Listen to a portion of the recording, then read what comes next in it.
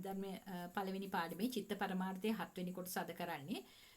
අපි මේ දක්වා චිත්ත පරමාර්ථයේ සිත් 121කින් සිත් 54ක් ඉගෙනගෙන ඉවර කරා. ඒ කාමාවචර භූමියට අයත් සිත් 54. ඒ මොනවාද? අකුසල සිත් 12යි, ශෝභන සිත් 24යි, අහේතුක සිත් 18යි. එතකොට අපි දැන් මේ අපි ඉන්න මනුස්ස භූමිය ඇතුළු සතර අපාය සහ දිව්‍ය ලෝක 6 බහුල වශයෙන් නැති වෙන සිත් 54 තමයි ඉගෙනගෙන ඉවර කරේ. ඒක ගැන ඕගොල්ලන් දැන් හොඳට දැනුමක් ඇති කියලා හිතනවා. අද ඉගෙන ගන්න තියෙන්නේ රූපාවචර භූමියට අයත් රූපාවචර සිත් 15 පිළිබඳව. එතකොට රූපාවචර සිත් කියන්නේ මොනවද කියලා කිව්වොත් රූපාවචර භූමියේ බහුල වශයෙන් නැති වෙන සිත් තමයි රූපාවචර සිත් කියලා කියන්නේ. එතකොට ඒ කියන්නේ මේ රූපාවචර සිත් වෙනත් භූමියලත් ඇති වෙන්න පුළුවන් කියන කාමාවචර භූමියේත් මේ රූපාවචර සිත් ඇති වෙන්න පුළුවන්. බහුල වශයෙන් නැති වෙන්නේ රූපාවචර භූමියේ තමයි. දැන් යම් කිසි අපි ශ්‍රී ලාංකිකයෙක් නම් අපි බහුල වශයෙන් අපිට කියන්නේ ශ්‍රී ලාංකිකයෝ කියලා. නමුත් අපිට වෙන රටකට උනත් යන්න පුළුවන්. අපි ඒ කොයි රටට ගියත් අපි ශ්‍රී ලාංකිකයෝ තමයි. ඒ වගේම තමයි රූපාවචර සිත් කොයි භූමිය ඇති උනත් ඒ සිත් වලට කියන්නේ රූපාවචර සිත් කියලා. එතකොට රූපාවචර භූමියේ බහුල වශයෙන් නැති වෙන සිත් 15ක් තියෙනවා. රූපාවචර ඒ සිත් වලට කියනවා ධාන සිත් කියලා. ඒ ධාන සිත් ගණන 15යි. ඒවා බෙදා දක්වන වර්ග හේවත් ಜಾති තුන කුමක්ද? දැන් හැම සිතක්ම යම් කිසි වර්ග තියෙනවා 4ක් තියෙනවා. ඒ කියන්නේ අකුසල කර්මද නැත්නම් කුසල කර්මද නැත්නම් ඒක විපාක සිතක්ද නැත්නම් ඒක ක්‍රියා සිතක්ද කියන එක. එතකොට මේ ධාන රූපාවචර ධාන සිතුත් වර්ග 3කට බෙදෙනවා. කුසල, විපාක සහ ක්‍රියා කියලා. දැන් කාමාවචර භූමිය නම් අපිට ඉගෙන ගන්න ලැබුණා වර්ග 4ම අකුසල සිත් ඉගෙන ගත්තා, කුසල සිත් ඉගෙන ගත්තා, විපාක සිත් ඉගෙන ගත්තා, ක්‍රියා සිත් ඉගෙන ගත්තා. දැන් ඒ කාමාවචර භූමිය විතරයි අපිට අකුසල සිත් අපිට ඉගෙන ගන්න තියෙන්නේ. රූපාවචර අරූපාවචර ලෝකෝත්තර භූමිය වලදී අපිට අකුසල සිත් ඉගෙන ගන්න නැහැ. තියෙන්නේ කුසල සිත් සහ කුසල සිත්, විපාක සිත් සහ ක්‍රියා සිත් කියන ಜಾති තුන තමයි. ඉතින් මේ රූපාවචර භූමියට අයත් සිත් 15 මෙන්න මේ කියන මේ ಜಾති තුනෙන් එකකට අනිවාර්යෙන්ම අයිති වෙනවම තමයි. අපි බලමු ඒ වර්ග හේවත් ಜಾති තුනට අයත් ධාන සිත් සංඛ්‍යාව කොපමණද කියලා. එතකොට රූපාවචර ධාන සිත් 15ක් කිව්වා. ඒ රූපාවචර ධාන සිත් වලින් 5ක් රූපාවචර කුසල සිත්. ඒ වගේම රූපාවචර විපාක සිත් ඉතුරු 5. අනිත් එක තමයි රූපාවචර ක්‍රියා සිත් 5. එතකොට සමසමව මේ 15 වගේ කුසල සිත්, විපාක සිත්, ක්‍රියා සිත් කියලා මෙහිම බෙදෙනවා. අපි ඊට පස්සේ බලමු රූපාවචර සිත් හඳුන්වන පොදු නම මොනවාද කියලා. මහග්ගත සිත් කියලා කියනවා, ධාන සිත් කියනවා, අර්පණා සිත් කියලා කියනවා. එතකොට පංච නීවරණ ධර්ම අනිවාර්යෙන්ම මේ රූපාවචර ධාන සිත්, අරූපාවචර ධාන සිත්, ඒ වගේම ලෝකෝත්තර සිත් ගැන කතා කිරීමේදී මෙන්න මේ පංච නීවරණ ධර්ම ගැන අපි දැනගන්න ඕනේ. මොකද මේ නිවන මග මේ අවුරන ධානාංග සහිත සිත් ඉපදවීම වළක්වාලන සිතේ උපදින කෙලෙස් සිතුවිලි නැත්නම් චෛතසික ධර්ම 5ක් තියෙනවා. ඒ ධර්ම 5ට කියනවා පංච නීවරණ ධර්ම. ඒ කියන්නේ නිවන අවිහිර බාධා කරන කියන එක තමයි. ඒ වගේම ධානාංග සහිත සිත් ඉපදීමටත් ඒ පංච නීවරණ ධර්ම බාධා පමුණවනවා. මොනවද අපි බලමු මේ පංච නීවරණ 5. නීවරණ ධර්ම 5 මොකක්ද කියලා. ඒ 5 කියන්නේත් ළමයි සිතේ ඇතිවෙන සිතිවිලි. ඔයගොල්ලෝ තාම සිතේ ඇතිවෙන සිතිවිලි අපි තාම මේ චිත්ත පරමාර්ථය ඉගෙන ගන්නේ. චෛතසික පරමාර්ථයේදී ඔයගොල්ලන් ඉගෙන ගන්නවා චෛතසික 52ක් ගැන. ඒ 52කින් 5ක් තමයි මේ නීවරණ ධර්ම යටතට ගෙනෙන අකුසල චෛතසික 5ක්. අපි බලමු මොනවද ඒ කියලා. කාමච්ඡන්දය. කාමච්ඡන්දය කියන්නේ ලෝභ චෛතසිකයට තමයි කාමච්ඡන්දය කියලා කියන්නේ. එතකොට මේ කාමච්ඡන්දෙන් කරන්නේ පංචකාම අරමුණු කෙරෙහි ඇති ආශාව. මේ කාමච්ඡන්දය කියලා කියන්නේ පංචකාම අරමුණු කෙරෙහි ඇති ආශාව. මොනවද මේ පංචකාම අරමුණු කියන්නේ? රූප, ශබ්ද, ගන්ධ, රස, ස්පර්ශ, ධම්ම කියන මේ අරමුණු වලට තියෙන ආශාවට තමයි කියන්නේ කාමච්ඡන්දය කියලා. ව්‍යාපාදයට අයිති වෙන්නේ දෝෂ චෛතසික වල දන්න ලෝභ, ද්වේෂ, මෝහ කියලා චෛතසික තුනක් තිබුණ අකුසල් සිත්වල ඒකේ දෝෂ කියන සිත් ඇති වෙන්නේ මේ දෝෂ කියන චෛතසිකයේ මුල් කරගෙන තමයි. ඒතකොට දෝෂ චෛතසිකයේ තමයි, ද්වේෂය කියන චෛතසිකයේ තමයි ව්‍යාපාදයට මූලික වෙන්නේ. කියන්නේ තරහව, තීන මිද්දය. ඒකත් ඔයගලන් අකුසල් චෛතසිකය යටතේ ඉගෙන ගන්නවා. තීන මිද්දය කියන එක. ඒ කියන්නේ සිතේ සහ සිතිවිලි වල තියෙන මැලි බව, උදාසීනකම, කම්මැලිකමට තමයි තින මිද්දේ කියලා කියන්නේ. තව ඊට පස්සේ තියෙනවා උද්දච්චය, කුක්කුච්චය. මෙතන තියෙනවා ළමයි චෛතසික ධර්ම දෙකක්. නමුත් මෙතනදී ඒක එකක් වශයෙන් තමයි ඒ දෙක එකට ලියන්නේ. මොකද මේ දෙක වෙන් වෙන්ව ලියන්නේ නැහැ. උද්දච්චය කියන්නේ සිතේ නොසන්සුන් බව, කුක්කුච්චය කියන්නේ සිතේ පසුතැවීම. මේ දෙක එකට යන්නේ මොකද සිතේ නොසන්සුන් බව ඇති වුණොත් තමයි සිතේ පසුතැවීම ඇති වෙන්නේ. අන්න ඒක නිසා තමයි උද්දච්චය සහ කුක්කුච්චය එකට දාලා තියෙන්නේ. ඊට පස්සේ තියෙන විචිකිච්ඡාව. බුද්ධ ආදී අටතෙන් කෙරෙහි සැකය.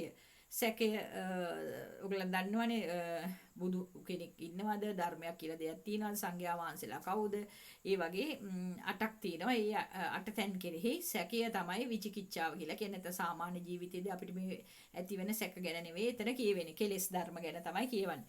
එතකොට මෙන්න මේ නීවරණ ධර්ම පහ, ඒ කියන්නේ නිවන අවුරණ ධර්ම පහ නිසා අපිට නිවනට ළඟා වෙන්නත් බාධා ඇති වෙනවා. ධානාංග සහිත සිත් ඉපදීමටත් බාධා ඇති වෙනවා. ඒක මතක තියාගන්න. කාමච්ඡන්දේ, ව්‍යාපාදේ, තීන මිද්ද, උද්දච්ච, කුක්කුච්චේ, විචිකිච්ඡාව.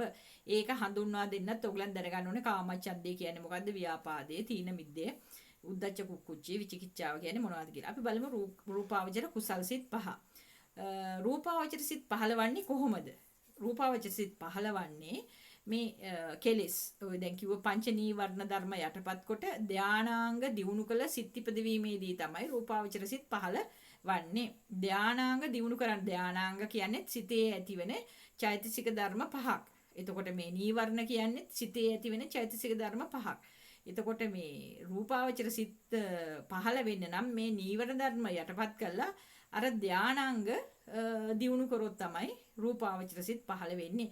ඒක ළමයි සාමාන්‍ය මේ අපිට කාමාවචර අපේ කාමාවචර භූමියේදී ඇතිවෙච්ච සිත් පහළ වෙනවා වගේ ලේසියෙන් පහළ කරගන්න පුළුවන් දෙයක් නෙවෙයි. ඒක ගොඩාක් මහන්සි වෙන්න ඕනේ. අනිත් එක හොඳ බුද්ධියක් තියෙන කෙනෙක්. ත්‍රි හේතුක සිතක් වෙන්න ඕනේ. හේතු තුනම තියෙන අලෝභ, ද්වේෂ, අමෝහ කියන ඒ අර හේතු හයක් කතා කර හේතු හයෙන් කුසල පක්ෂයේ හේතු තුන තියෙන සිතක් වෙන්න ඕනේ. වීරිය තියෙන්න ඕනේ. සමාධිය, සිත සමාධිමත් වෙන්න ඕනේ. ඉතින් මේ අනිත් එක මේක හරිම වෑයමක් ගන්න ඕනේ මේ රූපාවචර සිත් පහළ කරගන්න. ඒක ලේසියෙන් හැමෝටම කරගන්න පුළුවන් දෙයක් නෙවෙයි. බොහොම සුළු ප්‍රමාණයකට තමයි මේ රූපාවචර සිත්, ධානය සිත් වඩන්න පුළුවන්. ඒතකොට මේ රූපාවචර සිත් බොහෝ සෙයින් පහළවන්නේ රූපාවචර භූමියේ. ඒතකොට රූපාවචර කුසල් සිත් ඇති කරගන්නේ කෙසේද? මේ පංචකාම අරමුණු කෙරෙහි කලකිරුණු පුද්ගලයෝ දැන් මේ රූප, ශබ්ද, ගන්ධ ඒවා අහලා දැකලා බලලා ඇති වෙච්ච අය, කලකිරිච්ච පුද්ගලයෝ සමත භාවනා වඩන්න පටන් ගන්නවා. යම් කිසි අරමුණක්, එක අරමුණක් කෙරෙහි සිත යොමු කරලා සමත භාවනා වඩනවා. ඒ වඩනකොට සිතේ ධානාංග පහක් දියුණු වෙනවා. ඒ ධානාංග පහක් දියුණු වෙනකොට අර සිතේ තිබුච්ච පංච නීවරණ ධර්මයන් తాවකාලිකව යටපත් කරනවා. ඒක සදාකාලිකව නෙවෙයි, తాවකාලිකව යටපත් කිරීමක් තමයි එතනදී ධානය ලැබීමේදී සිදු වෙන්නේ. එතකොට මේ ධානාංග දියුණු වෙනකොට සිතේ මේ ධානාංග පහ දියුණු වෙනකොට, බලවත් වෙනකොට සිතේ ඇති වෙනවා බලවත් ඒකාග්‍රතාවයක් නැත්නම් සමාධියක්. එතකොට සමාධිය සහිත මේ ධානාංග පහ ඇති වෙනවා. ළමයි මේ ධානාංග පහ අපේ සිත්වල සාමාන්‍යයෙන් තියෙනවා අපිට මේ හැමදාම මේ ඇති වෙන සිත්වල තියෙන. නමුත් අපි ඒවා දියුණු කරගෙන බලවත් කරගෙන නැහැ. ඒක ඒ ධානාංග බලවත් කරගත්තොත් තමයි අපිට ධානය උපදවා ගන්න පුළුවන්. නමුත් අපේ මේ සිතේ තියෙනවා අපි ඒක කරගන්න දන්නේ නැතිකමයි, වීරිය නැතිකමයි තමයි අපිට තියෙන මේ අනිත් එක සමහරක් වෙලාවට අපි ත්‍රි හේතුක, ඒ කියන්නේ ප්‍රඥාවන්ත පුද්ගලයන් නොවන නිසා වෙන්නත් ඇති. බොහෝ විට ඒ වගේ ධානාංග සහිත මේ දියුණු ධානසිත ඇති කරගන්න බැරි වෙන්නේ. ඊට පස්සේ මේ රූපාවචර සිත් වලට සාපේක්ෂව බැලුවොත් කාමාවචර සිත් වලට චිත්ත ඒකාග්‍රතාවය හරිම අල්පයි. සිත එක අරමුණක රඳවා තබා ගන්න බෑ. එක මොහොතක්. ඉතින් කොහොමද දැන් මේ ධානාංග දියුණු කරන මේ රූපාවචර බ්‍රහ්මයෝ නැත්තම් මේ රූපාවචර ධානය වඩන අය මේ එක අරමුණක සිත රඳවගෙන ඉන්න පුළුවන් පැය කීපයක් දවස් කීපයක් මුළු ජීවිත කාලය පුරාම ඒ නොසෙල්වි ඒ පංච නීවරණ ධර්මයන් යටපත් කරලා මේ ධානාංග දියුණු කරගෙන ජීවත් වෙන්න පුළුවන්. ඒගොල්ලන්ට ඒ තරම් දියුණු මේ මනසක් තියෙන්නේ ප්‍රඥාවෙන් හරිම ඉහළයි. ඉතින් මේ ඒක අපේ කාමාවචර සිත් බැලුවාම අපිට ඒ වගේ ඒකාග්‍රතාවයක් රඳව ගන්න බෑ. ඒ කර්මණක් කරේ ඒක මොහොතක්. මොකද අපි ඇසෙන් බැලලා රූප බලනවා, කනෙන් ශබ්ද අහනවා, දිවෙන් රස බලනවා. අපි ඒක මොහොතේ අපි මේ අරමුණු මේ රාශියක් මේ එකක් කැරෙන්න එකක් අපි ගන්නවා. ඉතින් රූපාවචර සිත් ඇති කරගන්න නම් එකම අරමුණක් කෙරෙහි තමයි සිත රඳවා ගන්න ඕනේ. ඒකට තමයි චිත්ත ඒකාග්‍රතාවය කියලා කියන්නේ. ධානාංග කියලා කියන්නේ දියුණු කළ චෛතසික ධර්ම. දැන් අපේ තියෙනවා මේ චෛතසික ධර්ම අපිව දියුණු කළා නෑ. ඒවට කියන්න බෑ ධානාංග කියලා. ඒවට කියන්නේ චෛතසික ධර්ම කියලා. මේ දියුණු කළ මේ චෛතසික ධර්ම වලට තමයි ධානාංග කියලා කියන්නේ. ධාන සිත් 5කට වර්ග කරන්නේ ධානසිත 5ක් රූපාවචර ධානසිත 5ක් උපදිනවා. කුසල් සිත් 5ක් ධාන 5ක් උපදිනවා. ඒවා කුසල් සිත් 5ක් වෙනවා, විපාක සිත් 5ක් වෙනවා, ක්‍රියා සිත් 5ක් වශයෙන් 15ක් වෙනවා. ඒතකොට මේ ධාන සිත් 5 වර්ග කරන්නේ සිතේ උපදින ධානාංග ගණන අනුව. සිතේ උපදින චෛතසික ගණන අනුව. ධානාංග වැඩිම ගණනක් ඇත්තේ පළමු ධාන සිතේය. එහි ධානාංග ගණන 5කි. ධානාංග අඩුම ගණනක් ඇත්තේ 4 වෙනි සහ 5 වෙනි ධාන සිතේ. ඒවායේ ධානාංග දෙක බැගින් තියෙනවා. අපි බලමුකෝ පස්සේ මොනවද මේ ධානාංග කියලා. මේ ධාන සිත් 5න් බලවත්ම සිතවන්නේ 5 වෙනි ධාන සිතයි. දැන් 1 2 3 4 5 කියලා ධාන සිත් වර්ග 5ක් ඇති වෙනවා.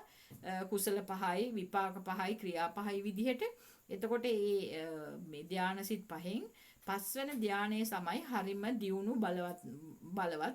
ඒ 5 වෙනි ධානයේ තව තවත් දියුණු කිරීමෙන් අභිඥා ලබන්න පුළුවන්. විවිධ ඔය මේ 이르දිමත් වැඩ කරන්නේ අහසේ පීනනවා, මුහුදේ කිමිදෙනවා, මුහුදේ ඇවිදිනවා, එතකොට පස්සයට කිමිදෙනවා, එතකොට විවිධ රූප මවා ගන්නවා, ගින්දර පිට කරනවා. අන්න ඒ වගේ දේවල් මේ අභිඥා ලැබීමෙන් මේ 이르දි විදි ඥානය පෙර මේ තමන්ගේ පෙර ಜಾති සිහි කිරීමේ ඥානය, එතකොට දිව්‍ය ඇස්, දිව්‍ය කන්, අන්න ඒ වගේ ගොඩාක් මේ 이르දි මත් දේවල් අභිඥා ලැබීමෙන් මේ 5 වෙනි ධානසිත දියුණු කිරීමෙන් ඒ පුද්ගලයාට ලබා ගන්න පුළුවන්. ඒ වගේම මේ 5 වෙනි ධානය දියුණු කිරීමෙන් ඊළඟ භවයේ අරූපාවචර භූමියේ ඉපදීමත් කරන්න පුළුවන්. ඒ වගේම මේ 5 වෙනි ධානය දියුණු කළා සිත නතර කිරීමෙන් අසන්නේ තලයේ ඉපදෙන්නත් පුළුවන්. ඒ කියන්නේ අර සිත නැති බ්‍රහ්මයෝ නිකන් රූපයක් විතරයි පිළිම වගේ ගිහිල්ලා මේ අසඤ්ඤතලේ කියලා රූපාවචර භූමියක් තියෙනවා. ඒ අසඤ්ඤතලේ මේ හිත නැති කය පමණක් ඇති බ්‍රහ්මයෝ විදිහට උපත ලබන්නත් පුළුවන්. ඒ වගේම කය නැති හිත ඇති බ්‍රහ්මයෝ විදිහට අරූපාවචර භූමියේ. ඒ කියන්නේ ඒගොල්ලන්ට රූපයක් නැහැ, හිත විතරයි තියෙන්නේ. ඒ වගේම අරූපාවචර භූමියේත් ඒ වගේම ඉපදෙන්න පුළුවන්. මේ 5 වෙනි ධානසිත දියුණු කළා ඒ මට්ටම් වලට ආවහම එතකොට ධානසිත වර්ග 5 උපදින අනුපිළිවෙලක් තියෙනවා. දැන් අපිට ඕන විදිහට අපිට ඕනේ එක ඕනේ අපිට ඊට වඩා අපි ඉහළින් එක දෙවෙනි එක ගන්න ඕනේ කියලා එහෙම ගන්න බෑ. ඉස්සෙල්ලා පළවෙනි ධානය උපදවා ගන්න ඕනේ, ඊට පස්සේ දෙවෙනි එක, ඊට පස්සේ තුන්වෙනි එක, ඊට පස්සේ හතරවෙනි එක, ඊට පස්සේ තමයි පස්වෙනි එක. මොකද පළවෙනි එක උපදලා නැවත එන්න ඕනේ මුල් තත්ත්වයට. ආපහු දෙවෙනි එකට යන්න ඕනේ, ආපහු එන්න ඕනේ මුලට. ආපහු තුන්වෙනි එකට යන්න ඕනේ, ආපහු එන්න ඕනේ මුලට. අන්න ඒ වගේ පිළිවෙලින් තමයි මේ සිත් වර්ග 5 අනුපිළිවෙල උපදින්නේ. එකේ සිට 5 දක්වා පිළිවෙලින් ධානය ඇතිවීමේදී ධානාංග එකින් එක අයින් වෙනවා. දැන් පළවෙනි සිතේ තියෙනවා ධානාංග 5ම. දෙවෙනි සිතට යනකොට එකක් අඩු වෙලා ධානාංග 4ක් වෙනවා. තුන්වෙනි සිතට යනකොට ධානාංග තවත් එකක් අඩු වෙලා 3ක් බවට පත් වෙනවා. හතරවෙනි සිතට යනකොට ධානාංග තවත් එකක් අඩු වෙලා 2ක් බවට පත් වෙනවා. ඊට පස්සේ තියෙන්නේ හතර පහ ධාන දෙකේ තියෙන්නේ ධානාංග දෙක අනිවාර්යෙන්ම සිතක තිබිය යුතු චෛතසික දෙකක්. ඒක නිසා ඊට වඩා තව 6 වෙනි 7 වෙනි වගේ ධාන වලට එහෙම යන්න බෑ. ඒ ධානත් අයින් කරගෙන. එතකොට අපි මේ ධාන සිත් අඳුන්වන්නේ පළමු ධාන සිතට කියනවා පඨම ධානය කියලා. නැත්තම් කියනවා ඒ පඨම ධානය කියන්නේ පඨම කියන එක වින් කළ ධානය කියලා තමයි ලියලා තියෙන්නේ. නැත්තම් මේ දෙක එකතු කරලා කියන්න පුළුවන් පඨම ඥාන සිත කියලා කියන්න පුළුවන්. දෙවන ධානයට කියනවා ဒုတိ ය ධානය කියලා. ඒ දෙක එකතු කරලා ලිව්වොත් අපිට කියන්න පුළුවන් ဒုတိ ය ඥාන සිත කියලා. තුන්වෙනි ධානයට කියනවා තතිය ධානය කියලා. ඒ දෙක එකතු කරලා ලිව්වහම කියනවා තතිය ඥාන සිත. හතරවෙනි ධාන සිතට කියනවා චතුත්ථ ධානය කියලා. ඒ දෙක එකතු කරලා ලිව්වහම චතුත්ථ ඥාන සිත. පස්වෙනි සිතට කියනවා පංචම ධානය කියලා. ඒ දෙක එකතු කරලා ලිව්වහම කියනවා පංචම ඥාන සිත. එතකොට මේ අනිවාර්යෙන් මේ ධාන සිත ඇති කරගන්න නම් හොඳ සමාධියක් සිතක තියෙන්න ඕන. සමාධිය කියලා කියන්නේ ධාන සිතක බලවත් වූ චිත්ත ඒකාග්‍රතාවය. ඒ කියන්නේ එක අරමුණක සිත බොහෝ වෙලාවක් රඳවා තබා ගැනීම. එකඟ කර ගැනීම තමයි සමාධිය කියලා කියන්නේ. ඒතකොට රූපාවචර සිත අනිවාර්යෙන්ම ඇති වෙන්නේ සමාධිමත් සිතක විතරයි.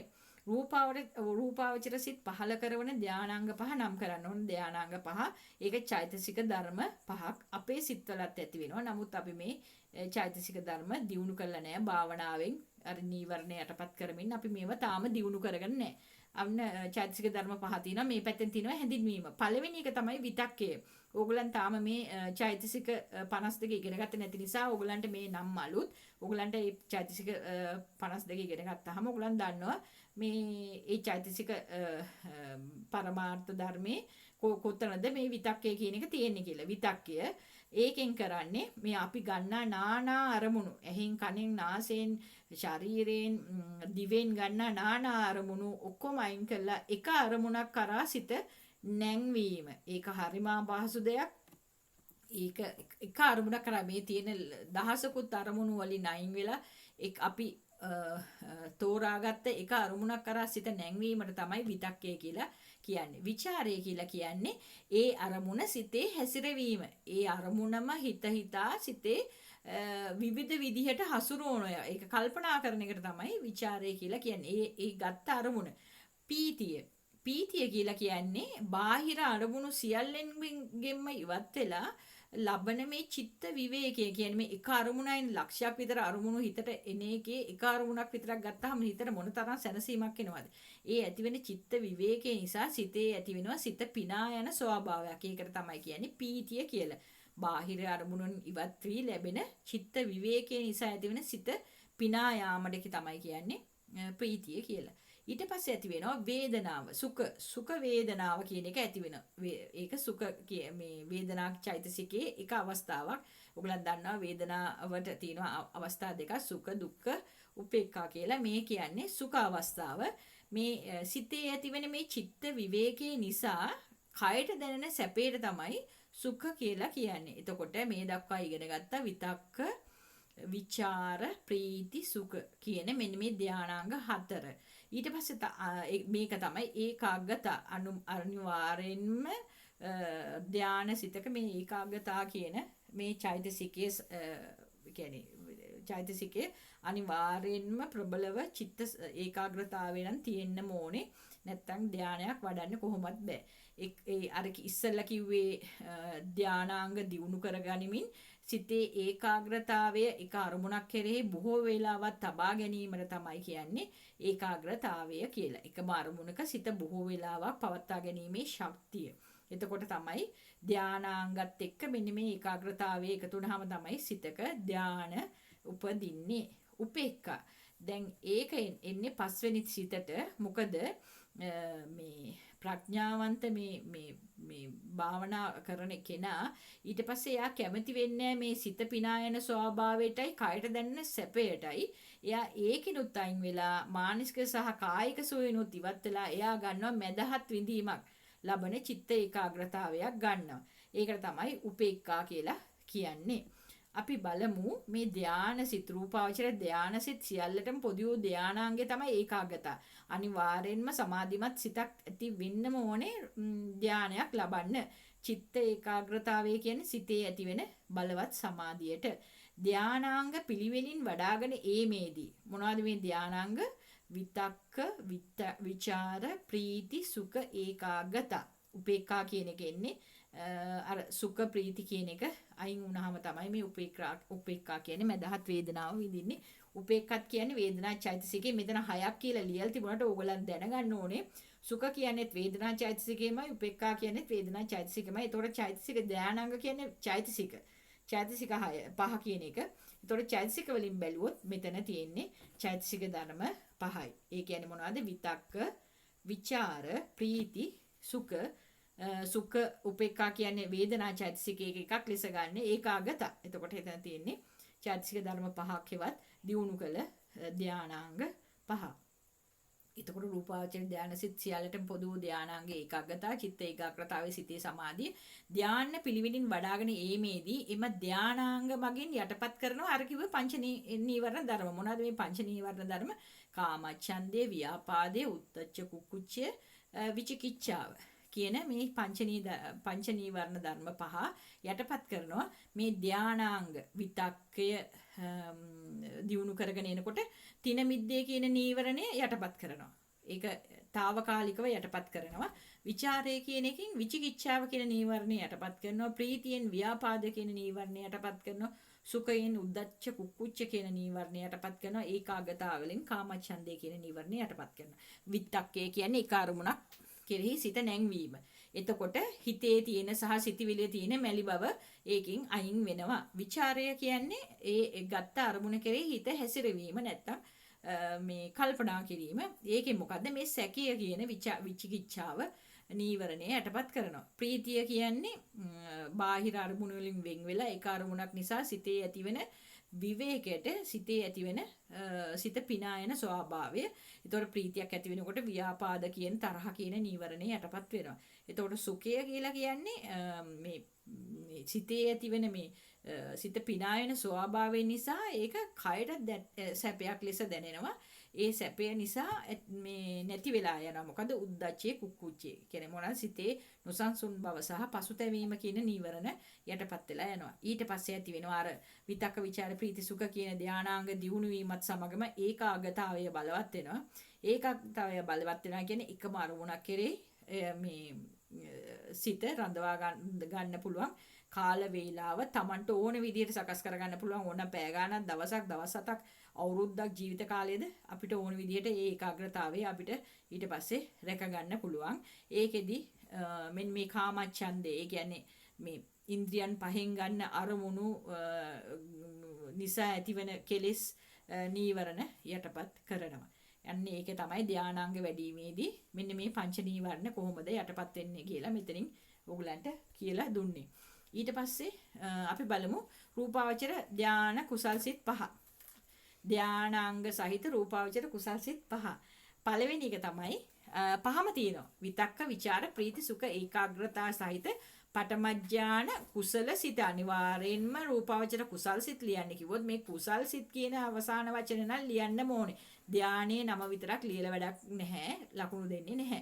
එතකොට මෙතන ලියන්න ඕනේ විතක්ක විචාර ප්‍රීති සුඛ ඒකාග්‍රතාව සහිත පඨමඥාන නැත්තම් ප්‍රථම ධාන. නැත්තම් පළමු ධාන කුසල සිත. ඕගලන්ට තේරෙන විදිහට එහෙමත් ලියන්න පුළුවන්. පළමු ධාන කුසල සිත නැත්තම් ප්‍රථම ධාන කුසල සිත නැත්තම් පඨම ධාන කුසල සිත කියලා. ඉතින් මේ සාමාන්‍ය පොත්වල මේ විදිහට තියෙනවා. ටිකක් ඒතකොට ඔයගොල්ලන් බලයි මේ මොකද්ද කියලා. ඒක නිසා මම ඒක පැහැදිලි කර දෙන්න තමයි ඔයගොල්ලන්ට මම පොඩ්ඩක් වැඩිපුර මේ අවධානයක් යොමු කරන්න ඕන නිසා තමයි ටිකක් ගැඹුරු නමකින් ලිව්වේ. ඊට පස්සේ දෙවෙනි ධානය වඩනකොට දැන් පළවෙනි ධානය වැඩුවා. ඒක තමයි විතක්ක විචාර ප්‍රීති සුඛ ඒකාග්‍රතාවය සහිත ප්‍රථම ධාන කුසල සිත. ඊට පස්සේ ආපහු මුලට යනවා. මුලට ගිහිල්ලා ආපහු මේ සමාධි භාවනා කරනවා. සමාධි භාවනා කරනකොට දැන් විතක්කේ අවශ්‍ය වෙන්නේ නැහැ. දැන් අරමුණ සිතේ තියෙන නිසා අපි විතක්කේ අයින් කරනවා. විතක්කේ අයින් කළා ඊට පස්සේ තියෙන්නේ ධානාංග 4 දියුණු කරන්න පටන් ගන්නවා. විචාරය ප්‍රීති සුඛ ඒකාග්‍රතාව සහිත ဒုတိ ය ඥාන කුසල සිත. ඊට පස්සේ දෙවන ධානයත් ලැබුණාට පස්සේ අපිට ඕනනම් ඊට පස්සේ තුන්වෙනි ධානයට යන්න පුළුවන්. ආපහු මුලට යනවා. ඊට පස්සේ නැවතත් දැන් අපේ සිතේ තියෙනවා විතක්ක ਵਿਚාරය කියන එක නැවත අපිට සිතට ගන්න අවශ්‍ය දෙයක් නෙවෙයි. අපි එක අරමුණක් ඒ අරමුණ දන්නවා. ඒ අරමුණේ හිත හසුරවන හැටි දන්නවා. නැවතත් ඒක අපිට මුලින් ඉඳලා කරන්න අවශ්‍ය වෙන්නේ නැහැ. ඊට පස්සේ අපේ සිතේ ඒ නිසා ඇති කරගන්න පුළුවන් පීති සුඛ ඒකාග්‍රතාව සහිත තතිය ධාන කුසල සිත ඇති කරගන්න පුළුවන්. හතරවෙනි ධානය අපි ලබන්න කැමති නම් අපි කරන වැඩේ මොකද්ද? අර සිතේ ඇති වෙච්ච පිනායන ස්වභාවය ඒක අපි නැති කරලා දානවා. ඒක අවශ්‍ය වෙන්නේ නැහැ. අපි සුඛ ඒ කියන්නේ කයේ සැපයයි ඒකාග්‍රතාවය සහිත චතුත්ථ ධාන කුසල සිත වඩනවා. ඊට පස්සේ පස්වන බලවත් ධානාංග සහිත මේ රූපාවචර කුසල් සිතට යනවා. ඒකෙදි අර ප්‍රීති සුඛ කියන ඒවා දෙකම අයින් කරනවා. සිතේ සතුට සහ කායයට දැනෙන සුඛය කියන එක අයින් කළා මදහත් වේදනාවක් සහිත එකඟ සිතක් ඇති කරගන්නවා. ඒකට තමයි කියන්නේ පංචම ඥාන කුසල සිත කියලා. එතකොට ඕගොල්ලන් මේ රූපාවචර කුසල් සිත් පහ කිව්වත් මෙන්න මේ ධාන පහ තමයි ලියන්න ඕනේ. ඒකට ඉස්සරහ ලියන්න ඕනේ කුසල සිත එහෙම කියලා. එතකොට රූපාවචර විපාක සිත් පහ මොනවද කිව්වත් මේ ධාන පහම ලියලා ඉස්සරහ ලියන්න ඕනේ විපාක සිත කියලා. ඒ වගේම රූපාවචර ක්‍රියාසිත පහ ලියන්න කිව්වත් මේ ධාන පහම ලියලා එතකොට ක්‍රියාසිත කියලා ලියන්න ඕනේ. එතකොට ඕගොල්ලන්ට මේ රූපාවචර සිත් 15ම ලියන්න මතක තියාගන්න ඕනේ වචන පහයි මොනවද? විතක්ක, විචාර, ප්‍රීති, සුඛ, ඒකාග්‍රතාව. ඒක ඒ පිළිවෙලට ලියන්න ඕනේ. දැන් ඕගොල්ලන්ට ඕන විදිහට විචාරය, විතක්ක එහෙම ලියන්න බෑ. විතක්ක, විචාර, ප්‍රීති, සුඛ, ඒකාග්‍රතාව කියලා ඒ පිළිවෙලට ලියන්න ඕනේ. ඊට පස්සේ දෙවෙනි එක ලියනකොට පළවෙනි එකේ පළවෙනි ධානාංගය අයින් කරලා ලියන්න. විතක්කය අයින් කරලා ලියන්න. තුන්වෙනි එක ලියනකොට විචාරය අයින් කරලා ලියන්න. හතරවෙනි එක ලියනකොට ප්‍රීතිය අයින් කරලා ලියන්න. එතකොට පස්වෙනි එක ලියනකොට මතක තියාගන්න සුඛ වෙනුවට උපේක්ඛා දාලා උපේක්ඛා ඒකාග්‍රතාව කියලා ලියන්න. අන්න එහෙම තමයි ධානාංග සහිත කුසල් රූපාවචර කුසල් සිත් පහ ලියන්නේ. එන්න මේ තියෙන්නේ මේ ධානාංග නම් කරන්න. පළවෙනි ධානය තමයි කවදාකවත් ධානය මොකද්ද කියලා අහන එක නෑ. නමුත් ඕගොල්ලන්ගේ මේ පැහැදිලි කිරීමට කියන්නේ හැමතිස්සෙම සිතත් සමග සමයි අහන්නේ. එක්ක කුසල් සිතක් ලියන්න කියලාත් කියයි නැත්නම් විපාක සිත ටික ලියන්න කියලා කියයි නැත්නම් ක්‍රියා සිත ටික ලියන්න කියලා කියයි. මෙන්න අපි බලමු මොනවාද පළමු ධානය නම් කරන්න. විතක්ක විචාර ප්‍රීති සුඛ ඒකාග්‍රතාව සහිත පඨම ධානය. දෙවෙනි ධානය තමයි විචාර ප්‍රීති සුඛ ඒකාග්‍රතාව සහිත ဒုတိ ය ධානය. රූපාවචර තුන්වෙනි ධානය තමයි ප්‍රීති සුඛ ඒකාග්‍රතාව සහිත තතිය ධානය. රූපාවචර හතරවෙනි ධානය තමයි සුඛ ඒකාග්‍රතාව සහිත චතුත්ථ ධානය. රූපාවචර පස්වන ධානය තමයි උපේක්ඛා ඒකාග්‍රතාව සහිත පංචම ධානය. එතකොට අපි ඊළඟට ඉගෙන ගන්න තියෙන රූපාවචර විපාක සිත් පහ ගැන. රූපාවචර භූමි වල පවණක් උපදින සිත්. දැන් අපි කුසල් සිත් ගැන කිව්වා රූපාවචර භූමියේ මේ බහුල වශයෙන් උපදින සිත් කියලා. නමුත් මේ රූපාවචර විපාක සිත් ගැන කියනකොට කියන්නේ අනිවාර්යෙන්ම රූපාවචර භූමි වල පමණක් උපදින සිත් කියලා. මොකද විපාක සිත් කියන්නේ මරණින් පස්සේ බ්‍රහ්ම ලෝකයේ උපදින සිත් නිසා. ඉතින් මේ විපාක සිත් කවදාකවත් අනිත් කාමාවචර භූමි වලවත් අරූපාවචර භූමි වලවත් මේ විපාක සිත් පහ ඇති වෙන්නේ නැහැ. රූපාවචර භූමි වල පමණමයි ඇති වෙන්නේ. ඊට පස්සේ ධානාංග සහිත රූපාවචර විපාක සිත් පහ. ඒක දැන් ඔයගොල්ලන් දැන්ටමත් දන්නවා. මම මේ ඔයගොල්ලන්ගේ ඉගෙනීමේ පහසුවට මම නැවතත් ලියලා විපාක සිත් කියන කාණ්ඩේ ලිව්වා. මොකද නැත්තම් ඕගොල්ලන් කවදාකවත් ඒ කුසල් සිත් විපාක සිත් ක්‍රියා සිත් කියලා ඒවා වෙන වශයෙන් ලියන්න පුරුදු වෙන්නේ නැති නිසා. දැන් මෙතන ඔන්න විපාක සිත් පහ දාලා ඒ ධානාංග පහ මේ ධානාංග සහිත ධාන පහ සහිත සිත් පහ ලියලා තියෙන්නේ. රූපාවචර විපාක සිත් වලින් උපත ලබන්නේ කොහෙද? ඒ කියන්නේ කොහෙද ලබන්නේ? ධානයෙන් නොපිරිහි. ඒ කියන්නේ නැවත හිතේ කෙලෙස් ධර්ම අර පංච නීවරණ ධර්මය නැවත ආවේ නැත්තම් ධානයෙන් යුතුව තමයි මේ ජීවත් වෙන්නේ. ඒතකොට ධානයෙන් නොපිරිහි පිරිහෙන්නේ නැතුව කලුරිය කළොත් මැරුණොත් රූපාවචර බඹලුවට අයත් ලෝක 16ක් තියෙනවා රූපාවචර භූමියට අයත්. ඒ ලෝක 16න් සුදුසු භූමියක තමයි උපත ලබන්නේ. එයා කියන්නේ මේ වඩලා තියෙන ධානයට අනුව ඒ කියන්නේ පළවෙනි ධානය නම් එයාගේ විපාකසිත පළවෙනි විපාකසිත තමයි ලැබෙන්නේ. දෙවෙනි ධානය ලැබලා තිබුණා නම් එයාට මරණයෙන් පස්සේ ඇති වෙන්නේ ධාන දෙවෙනි ධානය සහිත විපාකසිත. තුන්වෙනි ධානය ලැබෙන හිටියනම් එයාට මේ කලුරිය කලම් පස්සේ ඇති වෙන්නේ තුන්වෙනි ධානයේ සහිත විපාක සිත. ඕ වගේ 5ක් වෙනකම්ම ඒ අදාළ කුසල සිතට අදාළ විපාක සිත තමයි ලැබෙන්නේ. නමුත් ළමයි කාමාවචර භූමියේදී ඔයගලන්ට මතකයි අකුසල් සිත් 5 ගැන කතා කරා. ඒ අකුසල් සිත් 5ට ඇති වෙන විපාක සිත එකක් වුණාට ප්‍රතිසන්ද සිත එකක් වුණාට ඒ අපි උපත ලබන්නේ කොයි විදිහටද කියලා කියන්න බෑ. සතර අපාගත වෙන්න පුළුවන්. ඒ කියන්නේ නරකයට යන්න පුළුවන්, තිරිසන් යෝනික උපදින්න පුළුවන්, ප්‍රේතයෝ වෙන්න පුළුවන්, අසුරයෝ වෙන්න පුළුවන්. ඒක නිසා ඒ සතර අපාගත වෙන්නේ කොහෙද සතර අපායේ කොයි කෝකටද යන්නේ කියලා අපිට හරියටම නිශ්චය කරලා කියන්න බෑ. ඒ වගේම තමයි කාමාවචර මේ කුසල් සිත් වැඩුවට ඒ කාමාවචර කුසල් සිත් වැඩුවට අපිට විපාක සිත සමහරක් වෙලාවට මේ අකුසල් විපාක සිතක් වෙන්නත් පුළුවන්, කුසල විපාක සිතක් වෙන්නත් පුළුවන්.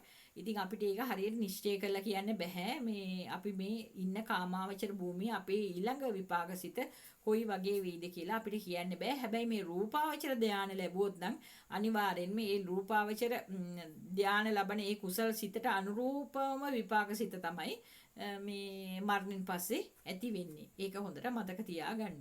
එතකොට බෞද්ධ අපිට මේ බෞද්ධයන්ට රූපාවචර භූමියේ මේ 16ක් තියෙනවානේ, ලෝක 16ක් තියෙනවානේ. ඒ ලෝක 16න් 5ක්ම අයිති වෙන්නේ බෞද්ධ, අනාගාමී, මාර්ගඵලලාභී ආර්යයන් වහන්සේලාට විතරයි. ඉතින් ඒකට වෙන අන්‍ය ආගමිකයන් යන්නේ නැහැ. ඒ භූමිය වලට කියනවා සුද්ධාවාස භූමි 5 කියලා. සුද්ධාවාස භූමියට අයිති වෙනවා භූමි 5ක්. මොකද්ද දන්නවද? අවීහය, අතප්පය, සුදස්සය, සුදස්සිය, අකනිට්ඨය කියලා බ්‍රහ්ම ලෝක 5ක්. එතකොට මේ 5ට යන්නේ බෞද්ධ, අනාගාමී, මාර්ගඵලලාභී ආර්යයන් වහන්සේලා පමණයි.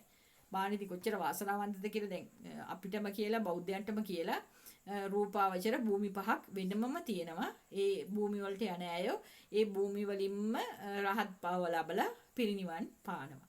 එතකොට තව තියෙනවා රූපාවචර භූමි 16ට අයත් තවත් එක භූමියක් තියෙනවා. සිත නැති කය පමණක් ඇති. හරියට නිකන් අර මේ ඇඳුම් සාප්පුවල ඉන්න අර ඉන්නේ අර ඉස්සරහ අන්දලා ඩමිස්ලා අර ඒ වගේ මේ ඇඳුම් අන්දලා ඉන්නේ මේ පිළිම වගේ කට්ටිය අන්නේ වගේ තමයි. ඒ වගේ උපතක් තමයි මේ සිත නැති කය පමණක් ඇති බ්‍රහ්ම ලෝකය. ඒකට කියන්නේ අසඤ්ඤ තලය කියලා. ඒ අසඤ්ඤ තලයේත් සමහරක් ඇයෝ මේ සිත හරි කරදරයක්, මේ සිත නිසා තමයි ඔක්කොම වෙන්නේ කියලා. ඒගොල්ලන් මොකද අර පංචම ධානයේ වඩපු මේ සමහරක් මේ බ්‍රහ්මෙන් හරි නැත්නම් මේ සාමාන්‍ය පුද්ගලයෝ හරි හිතනවා මේ සිත හරි කරදරයි කියලා. සිත නැති කරලා භාවනා කරනවා. ඒ භාවනාවෙන් මේගොල්ලන් මිය ගියොත් ඒ භාවනාවෙන් නෙමෙයි ධානය ලැබලා මේ කියන්නේ පංචම ධානය දිනු කරලා ඒ සිත නැති කරොත් ඒගොල්ලන්ගේ ඊළඟ උපත වෙන්නේ මෙන්න මේ කියන අසඤ්ඤ තලයේ කල්ප 500ක්. ඒ අසඤ්ඤ තලයේ ඒගොල්ලන් ජීවත් වෙනවා. හැබැයි ඉතින් පිළිමේ වගේ දැන් ඉපදෙන විදිහට නිදාගෙන හිටියනම් නිදාගත්ත ඒ ඉරියව්වම තමයි මේ ඒ උපත ලැබලා කල්ප 500ක් ඉන්නවා. හැබැයි ඉතින් ඒ කල්ප 500 වුණාට පස්සේ ඒගොල්ලන් ආපහු මේ කාමාවචර භූමියට එන්න පුළුවන්. නැවත සතර අපායට යන්න පුළුවන්. ඒක මේ ඒගොල්ලන්ගේ මේ සසරේ නැවත්මක් නැහැ. අසංසලේ ඉන්න පුළුවන් ඔය කල්ප ගාණක්. ඒ කල්ප ගාණක් හිටියත් ඒගොල්ලන්ගේ මේ සසර ගමන නැවතිලා නැහැ. ඊට පස්සේ අපි බලමු දැන් ඉස්සෙල්ලා කතා කරා බෞද්ධයන්ටම කියලා භූමි 5ක් තියෙනවායි කියලා අර රූපාවචර භූමි 16න්. එතකොට සිත නැති කය පමණක් ඇති බ්‍රහ්මයන්ටත් භූමියක් තියෙනවා. එතනම අපි දැන් 6ක් ගැන කතා කරා. ඊටු 10 කවුද ඉන්නේ කියලා. මේ විපාක සිත් වලින් උපදින අය. එතකොට ඉතිරි ඒකේ 10 ඉන්න පුළුවන්. බුදු සසුනේ ධානලාභී පෘථග්ජනයෝ ඉන්න පුළුවන්. මාර්ගලාභී මාර්ගඵලලාභී ආර්යයන් වහන්සේලාත් ඉන්න පුළුවන්. එතකොට ඒ වගේම බුදු සසුනෙන් බැහැර ධානලාභිනුත් ඉන්න පුළුවන්. එතකොට ඒ 10 ඒ රූපාවචර භූමි 10 බුදු සසුනේ ධානලාභීන් ඉන්නත් පුළුවන්. බුදු සසුනෙන් බැහැර ධානලාභීන් ඉන්නත් පුළුවන්. ඒ වගේම බුදු සසුනේ මාර්ගඵලලාභිනුත් ඉන්න පුළුවන්. ඒ කියන්නේ සෝවාන්, සකදාගාමි වගේ අය ඒ භූමි 10 ඉන්න පුළුවන්. ඊට පස්සේ අපි කතා කරන්නේ රූපාවචර ක්‍රියාසිත 5 පිළිබඳව. බොහෝ සෙයින් ඒකත් පුළුවන්. බොහෝ සෙයින් රූපාවචර භූමියේ අනිවාර්ය කියලා නෑ. බොහෝ සෙයින්. මොකද කාමාවචර භූමියේත් මේ රූපාවචර ක්‍රියාසිත ඇති කරගන්න පුළුවන්. අපි බලමු ඒකත් මේ ක්‍රියාසිත වලටත් අර කියන ධානසිත පහටම ඉස්සරහට ක්‍රියාසිත පහ කියලා දාලා තමයි ඒක හරිගස්සලා තියෙන්නේ. ඉතින් ඒකට මම ඔයගලන්ට එහෙම ලිව්වේ ඔයගලන්ට ඒක හොඳට මතක හිටින්න ඕනේ නිසා. මොකද රූපාවචර ක්‍රියාසිත පහ කියලා ලිව්වොත් ඔයගලන් මේ ධාන පහ විතරක් ලියලා වැඩක් නැහැ. ඊට ඉස්සරෙන් ක්‍රියාසිත මේ කියලා ලිව්වේ නැත්තම් අපි බලන්න ඕනේ දැන් ක්‍රියාසිත ඇති වෙන්නේ කාටද කියලා. බුදු, පසේ බුදු, රහත් උතුමන්ට තමයි මේ රූපාවචර ක්‍රියාසිත පහ ඇති වෙන්නේ. මොකද ඒගොල්ලන්ට රූපාවචර කුසල් සිත් ඇති වෙන්නේ නැති නිසා. මොකද මුලින්ම කෙලෙස් ප්‍රහාණය කරාම කුසල් සිත් ඇති වෙන්නේ නැහැ. ඒ වෙනුවට ඇති වෙන්නේ ක්‍රියාසිත. ඊට පස්සේ අපි බලමු මේ ධාන රූපාවචර ධාන සිත් පහ ක්‍රම දෙකකින් දක්වන්න පුළුවන්. දැන් අපි මේ චිත්ත පරමාර්ථය ඉගෙන ගන්න. චිත්ත පරමාර්ථය ඉගෙන ගන්නකොට පංචම ණය ක්‍රමය කියන ක්‍රමයට ධාන පහම රූපාවචර සිත් පහකින් දක්වලා තියෙනවා චිත්ත පරමාර්ථයේදී. ඒ පහ තමයි දැන් ඉස්සෙල්ලා කිව්වා වගේ විතක්ක ਵਿਚාර ප්‍රීති සුඛ ඒකාග්‍රතාව සහිත ප්‍රථම ධානසිත, විචාර ප්‍රීති සුඛ ඒකාග්‍රතාව සහිත ဒုတိ ය ධානසිත, ප්‍රීති සුඛ ඒකාග්‍රතාව සහිත තතිය ධානසිත, සුඛ ඒකාග්‍රතාව සහිත චතුර්ථ ධානසිත, උපේක්ඛා ඒකාග්‍රතාව සහිත පංචම ධානසිත. මේකෙදි එක එක ධානය අඩු වෙලා තමයි මේ ධානසිත පහ ඇති වෙලා තියෙන්නේ. දැන් තව ක්‍රමයක් තියෙනවා චතුත්ක ණය ක්‍රමය. ක්‍රම හතරකට. ඒකෙන් කියන්නේ මේ ධානාංග ටිකම තමයි. නමුත් ධානසිත හතරකට තමයි කතා කරන්නේ. එතකොට මේ රූපාවචර භූමි 16 තියෙන්නේ මෙන්න මේ කියන චතුත්ක ණය ක්‍රමයට. ඒ කියන්නේ ප්‍රථම ධානයේ සහිත බ්‍රහ්මයේ ඉන්න භූමි තියෙනවා 3ක්. ဒုတိ ය ධානයේ සහිත බ්‍රහ්මයේ ඉන්න භූමි 3ක් තියෙනවා. තතිය ධානයේ සහිත බ්‍රහ්මයේ ඉන්න භූමි 3ක් තියෙනවා. ඒ වගේම උපේක්ඛා ඒකාග්‍ර සහිත මේ චතුත්ථ ධානයේ වැඩු මේ ඉන්න අයත් භූමි 7ක ඉන්නවා. එතකොට අපි මෙතන බලමු ඒකෙදි මේ පළවෙනි ධානයේ චතුත්ක ණය ක්‍රමයටත් තියෙනවා. විචාර ප්‍රීති සුඛ ඒකාග්‍රතාව සහිත ප්‍රථම ධානයේ වැඩි අය උපදින භූමි 3 වශයෙන්. එතකොට මේ ධානාංග පහම පළවෙනි ධානයේට තියෙනවා. පංචම ණය ක්‍රමයටත් ඒක තියෙනවා. චතුත්ක ණය ක්‍රමයටත් ඒ ධානය ඒ විදිහටම තියෙනවා. මේ දෙක සහ 3 කියන ධාන දෙකට චතුත්ථ ක්‍රමයේදී තියෙන්නේ එක ධානසිතයි. ඒකෙදි විචාරය කියන විතක්ක විචාරය කියන දෙකම අයින් කළා එකපාර දෙකම අයින් කළා තමයි මේ ဒုတိ ය ධාන ඒකාග්‍රතාව සහිත ဒုတိ ය ධාන මේ ධානය වඩලා ඉන්න අය ඉන්නේ. ඒගොල්ලන් ඉන්නේ ඒ ဒုတိ ය ධාන වැඩි අය ඉන්නවා භූමි 3ක. ඊට පස්සේ මේකේ හතරවන සුඛ ඒකාග්‍රතාව සහිත චතුත්ථ ධානය මේකෙදි සුඛ ඒකාග්‍රතාව සහිත තතිය ධානය කියලා එතන තතිය කියලා ලියවෙන්න ඕනේ. ඒක ඔයගොල්ලෝ හරි ගස්ස ගන්න නෝට් එකේ.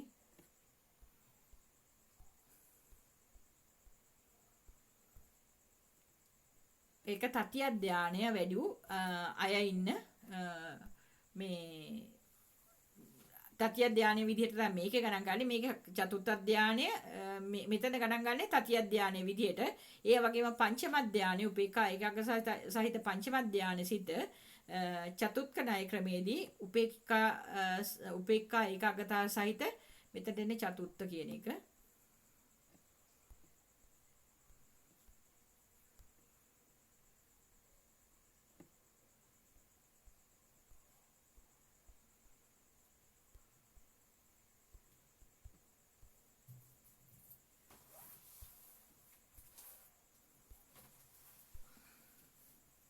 අන්න ඒ විදිහට තමයි එන්නේ. එතකොට මේ චිත්ත පරමාර්ථය ගැන කතා කරනකොට තමයි මේ රූපාවචර සිත් පහ පංචම ණය ක්‍රමයට ලියන්නේ.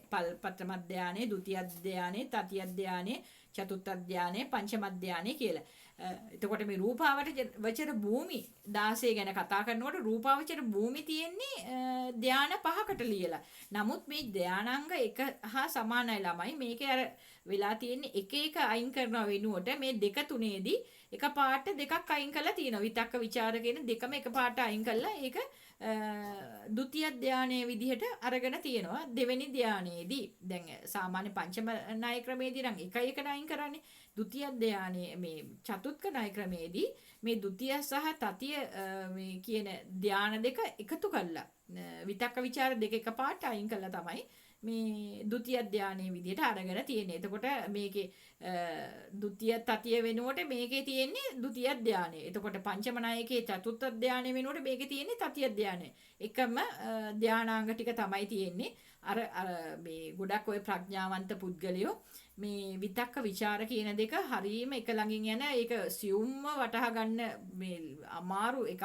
ඒ ප්‍රඥාවන්තයන් මේ දෙකම එකපාරට මේ අංග දෙකම අයින් කළා කෙලින්ම ဒုတိ ය ධානයේ විදිහට මේ දැන් අරකේදී නම් තතිය ධානය වෙන එක මෙතන ဒုတိ ය ධානයේ කෙලින්ම එකපාරට මේ ඒක අයින් කළා එහෙම ගන්න හැකියාවක් තියෙනවා. ඒතකොට රූපාවචර භූමිත් තියෙන්නේ ඒ වගේ ප්‍රථම ධාන භූමි තුනක් තියෙනවා.